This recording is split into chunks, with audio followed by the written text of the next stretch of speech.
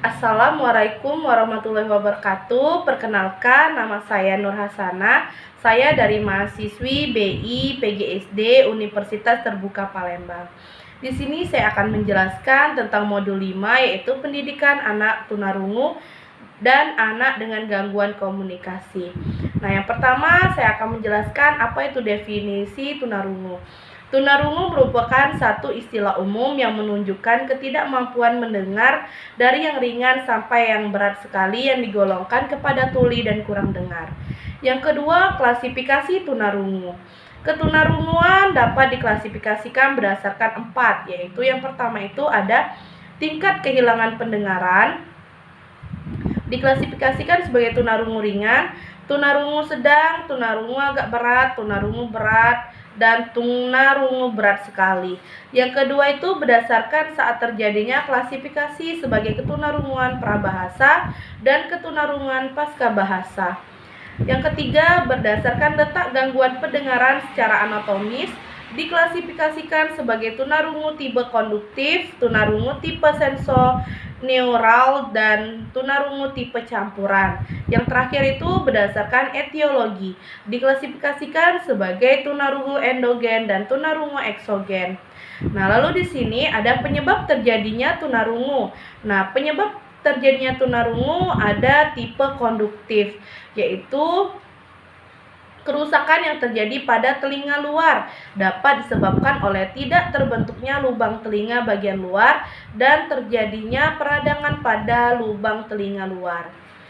Lalu kerusakan yang terjadi pada telinga tengah yang disebabkan oleh ruda paksa, adanya tekanan yang keras pada telinga seperti karena jatuh, tabrakan, dan tertusuk. Lalu ada terjadinya peradangan pada telinga tengah. Nah, adapun istilah-istilahnya itu ada otosklerosis, yaitu terjadinya pertumbuhan tulang pada kaki tulang staples. Lalu ada timpanesklerosis, adanya lapisan kalsium pada gendang dengan tulang pendengaran.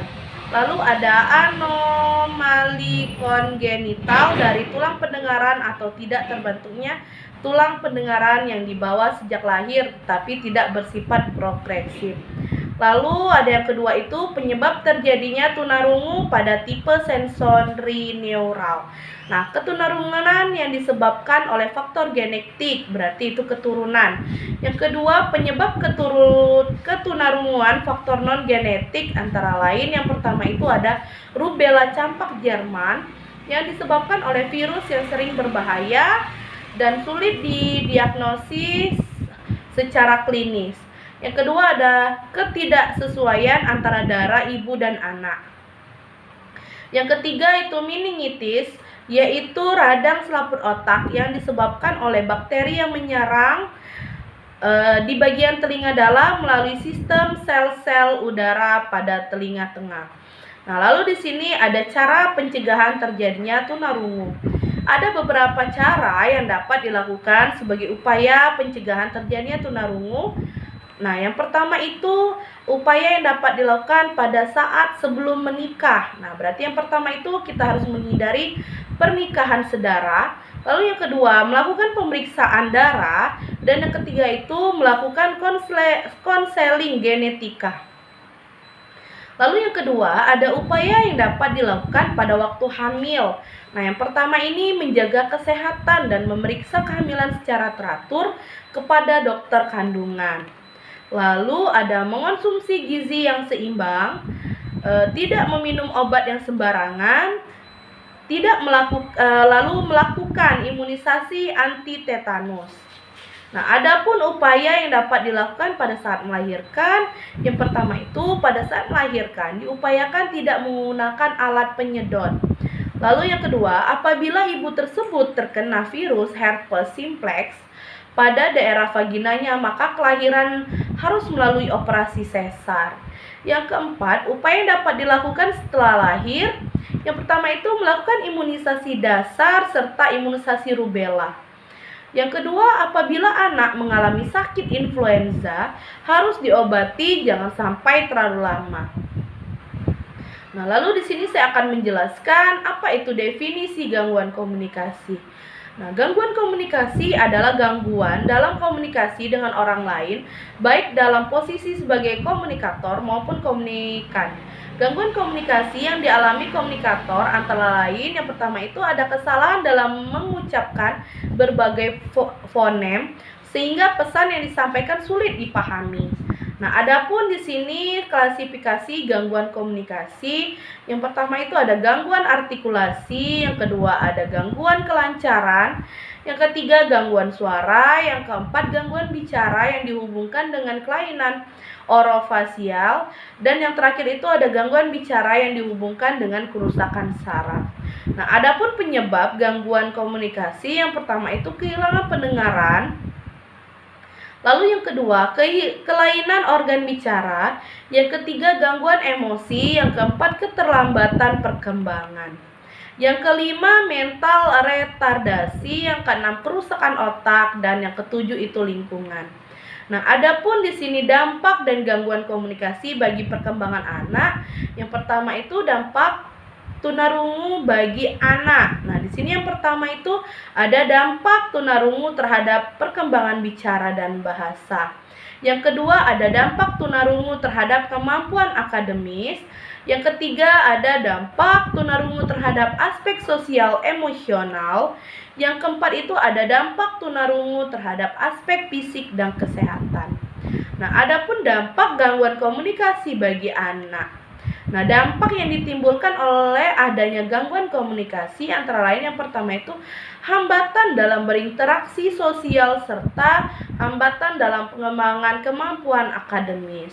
Nah, di sini ada kebutuhan khusus dan profil pendidikan anak tunarungu dan anak dengan gangguan komunikasi. Kebutuhan khusus anak tunarungu dan anak dengan gangguan komunikasi. Nah, ada kebutuhan anak tunarungu yang pertama itu layanan bina komunikasi, yang kedua layanan bina bicara, dan yang ketiga layanan membaca ujaran. Yang kedua, kebutuhan khusus anak dengan gangguan komunikasi. Nah, kebutuhan khusus anak dengan gangguan artikulasi, lalu ada kebutuhan khusus anak gagap, kebutuhan khusus anak yang mengalami keterlambatan dalam komunikasi verbal, dan kebutuhan anak dengan gangguan komunikasi karena autis. Nah, adapun profil pendidikan khusus bagi anak tunarungu. Yang pertama itu sistem pendidikan bagi anak tunarungu. Nah, pendidikan khusus bagi anak tunarungu ini dapat diselenggarakan di sekolah khusus atau melalui sistem segregasi maupun di sekolah reguler melalui sistem integrasi dan sistem inklusif atau pendidikan inklusif. Yang kedua ada metode komunikasi. Keterbatasan utama yang dialami anak tunarungu adalah keterhambatannya kemampuan berbicara dan berbahasa, sehingga perlu memahami metode komunikasi yang dapat dimengerti anak tunarungu agar layanan yang diberikan dapat memenuhi kebutuhan pendidikannya. Nah, adapun prinsip-prinsip pembelajaran siswa tunarungu, yaitu prinsip pembelajaran yang dilakukan ada prinsip umum dan prinsip khusus. Pada prinsip umum adalah prinsip pembelajaran sebagaimana yang harus dilakukan terhadap siswa yang mendengar atau siswa pada umumnya. Sedangkan prinsip khusus merupakan prinsip pembelajaran yang dihubungkan dengan kebutuhan khusus anak tunarungu. Adapun strategi pembelajaran, nah ada beberapa strategi pembelajaran yang dapat diterapkan pada anak tunarungu, yaitu ada strategi individual, ada strategi kooperatif, dan strategi modifikasi perilaku. Media pembelajaran. Nah, pada media pembelajaran untuk anak tunarungu ini lebih menekankan pada media yang bersifat visual, antara lain ada gambar, grafis, dan model tiruan objek. Nah, fasilitas pendukung. Nah, fasilitas pendukung pada anak tunarungu ini adanya ruang sumber yang dilengkapi dengan berbagai media untuk memfasilitasi pemberian pelayanan khusus. Nah, penilaian. Nah, penilaian ini yaitu terhadap kemampuan siswa tunarungu dapat dilakukan dengan berbagai cara, antara lain tes pengamatan, pemberian tugas, portofolio, dan sebagainya. Nah, profil pendidikan anak dengan gangguan komunikasi. Pendidikan untuk anak dengan gangguan komunikasi tergantung jenis gangguan komunikasi dan hambatan lain yang dialami anak tersebut. Karena banyak sekali gangguan komunikasi yang merupakan akibat dari hambatan utama yang dialami oleh anak tersebut. Nah, mungkin itu saja yang dapat saya jelaskan tentang modul 5 ini. Terima kasih. Wassalamualaikum warahmatullahi wabarakatuh.